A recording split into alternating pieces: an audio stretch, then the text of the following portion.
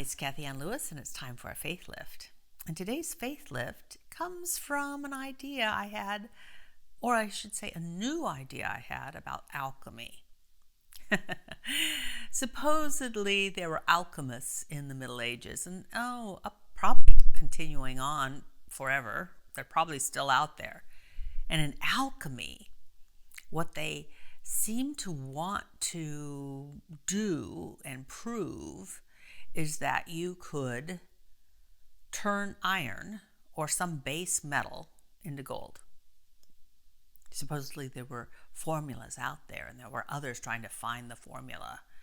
Well, what if this whole idea of turning something base, like iron, into something valuable, like gold, although I have to admit right now, probably iron's worth a lot, but not as much as gold. Anyway, what if it were a metaphor, much like many of the stories in the Bible are metaphors?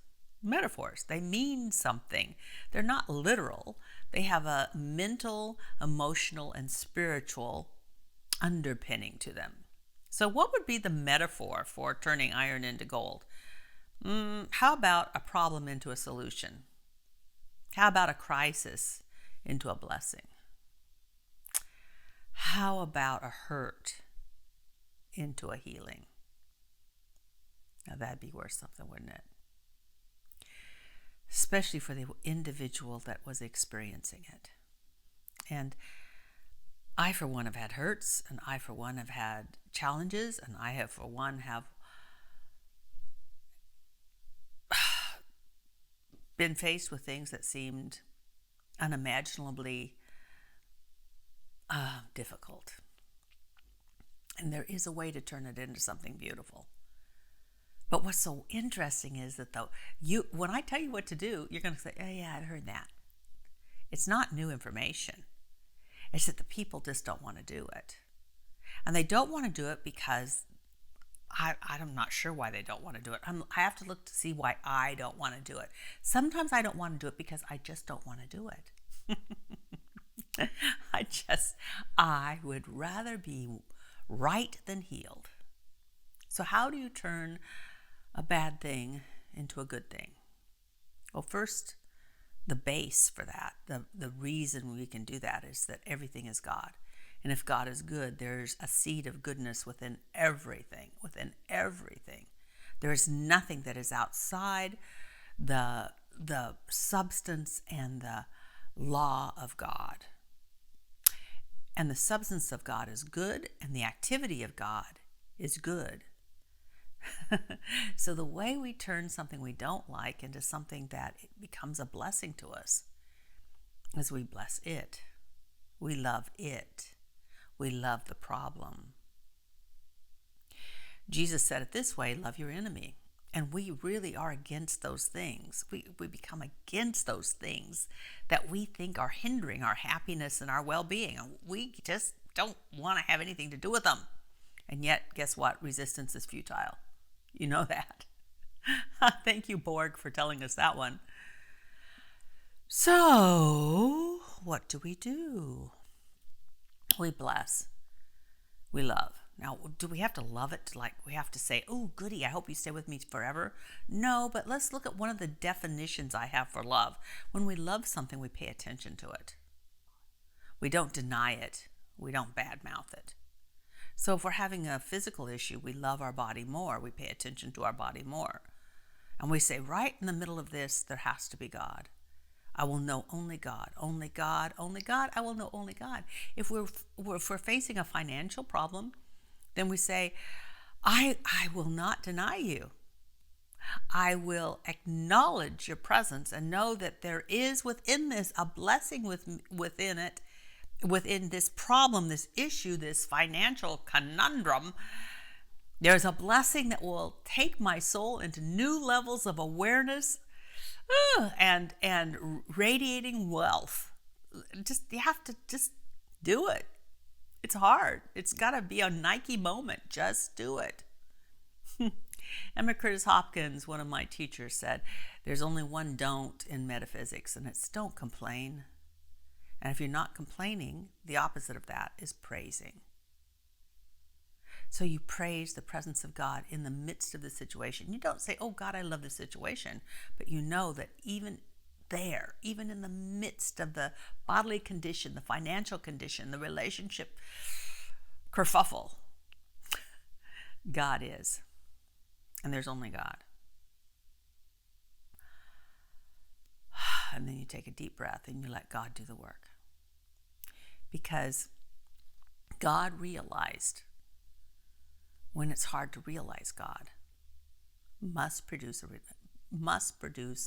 effect that blesses you and blesses others. See, it's easy to realize God when you've just hiked to the top of a mountaintop and you've got all these hormones rushing through your body and you're so inspired by the scenery and it's like, oh, God is real. Yeah, well, God has to be real in the midst of the valley where you're tangled up in conditions. Then you know God. And then God is called to work. That's my little lift for the week. Hope all is well. See you later. Bye for now. It's been raining on my birch tree, and it's sunny outside. It's been struggling this whole year, and a third of its branches have died.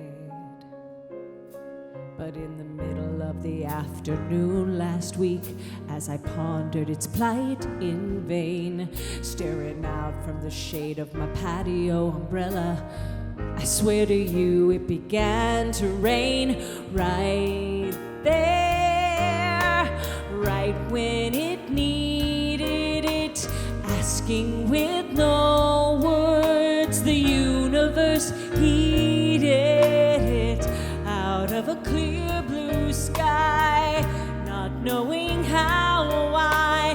Love comes pouring down, you can't explain, and it begins to rain.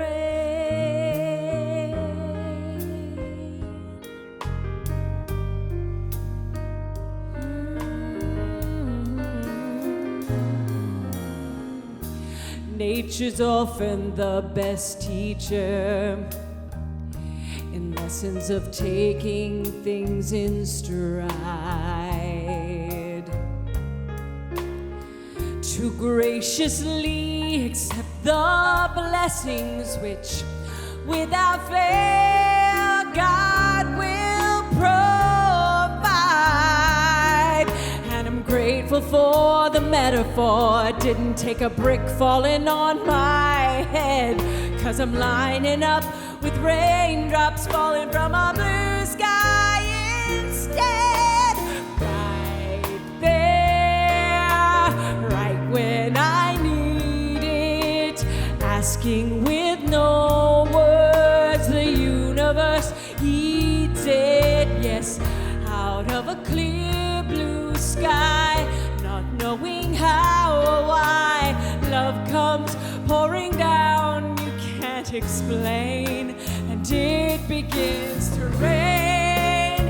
I've been wasting time with worry, wondering just how on earth I'd ever make it through. With this miracle in view, I think I'll wash myself anew, knowing how you'd love a tree, how much more you're loving me. Right there, right when I need it, asking with no words. The universe heeds it, yes, out of a clear blue sky, not knowing how or why. Love comes pouring down, you can't explain, and it begins to rain.